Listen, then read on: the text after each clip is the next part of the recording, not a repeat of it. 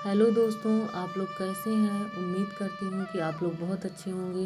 और मेरी श्री राधे रानी जी से, श्री बिहारी जी से ये प्रार्थना है कि आप लोग हमेशा खुश रहें, स्वस्थ रहें, मस्त रहें और ज़िंदगी में आगे बढ़ते रहें। ऐसी कृपा बनाए रखें। तो आइए, भक्ति चैनल की तरफ से आप लोगों के लिए एक छोटी सी कहानी लेकर आई हूँ। भगवान बांके बिहारी कैसे प्रकट हुए थे, उनकी छोटी सी कहानी।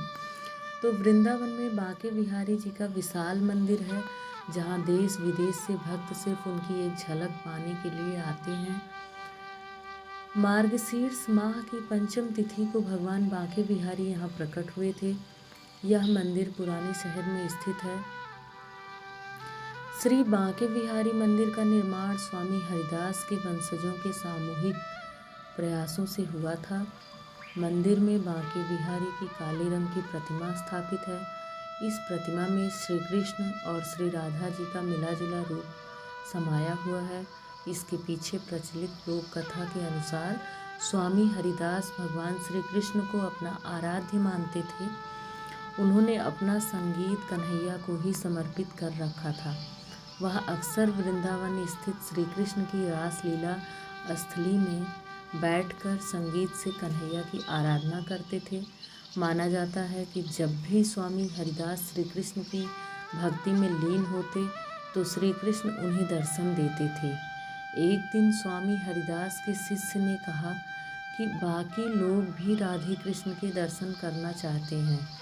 उनकी भावनाओं का ध्यान रखकर स्वामी हरिदास भजन करने लगते हैं। जब श्री कृष्ण और राधा ने उन्हें दर्शन दिए तो उन्होंने भक्तों की इच्छा उनसे जाहिर की।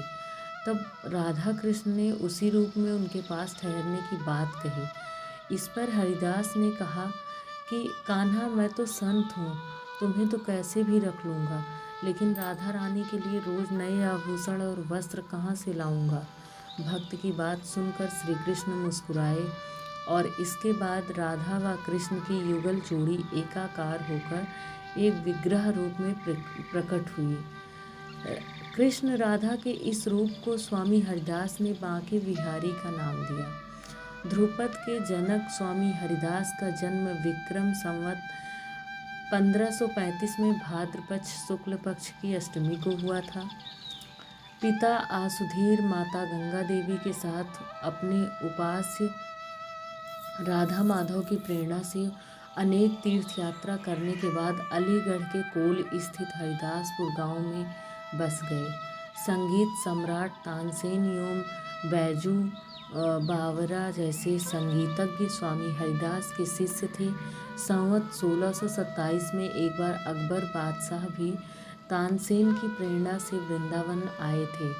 तानसेन उन्हें स्वामी जी के पास ले गए, किंतु वे जानते थे स्वामी जी अपने मन से गाते हैं, किसी को सुनाने के लिए नहीं। इसलिए एक दिन तानसेन एक राग का रियाज करने लगे और जानबूझकर राग के सुर गलत लगा दिए। गलत सुर सुनकर स्वामी हरिदास जी बहुत क्रोधित हुए और वह सही राग गाने लगे। उनका मधुर भजन सुनते ही आकाश के बादल झमाझम बरस उठे और सम्राट अकबर भी उनके मुरीद हो गए। बिहारी जी के संपूर्ण भारत में अलग अलग नामों से कई मंदिर हैं, किंतु इस मंदिर की विशेषता इसको अन्य मंदिरों से भिन्न बनाती है। मंदिर के सेवायत शैलेंद्र गोस्वामी बताते हैं कि अन्य मंदिरों की तरह यहाँ हर रोज़ मंगला आरती नहीं होती।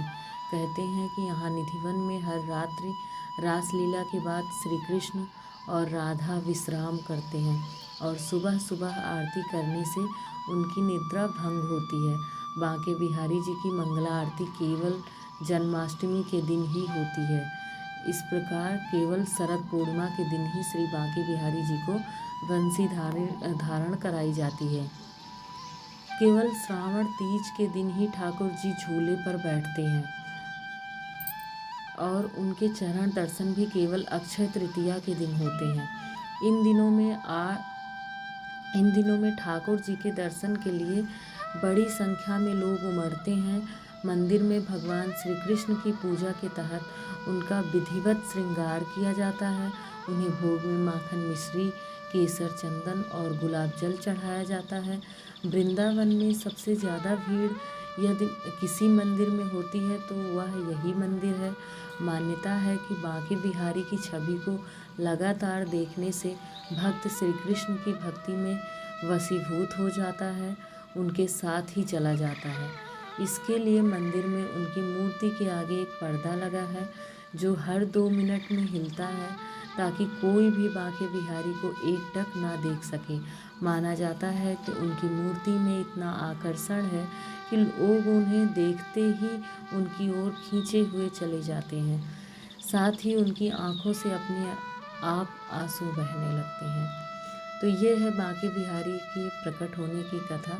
तो दोस्तों, आप लोगों को कैसी लगी स्टोरी, आप लाइक और कमेंट बॉक्स में कमेंट करके ज़रूर बताइएगा। तो जय श्री राधे, जय जय श्री राधे, जय श्री कृष्णा।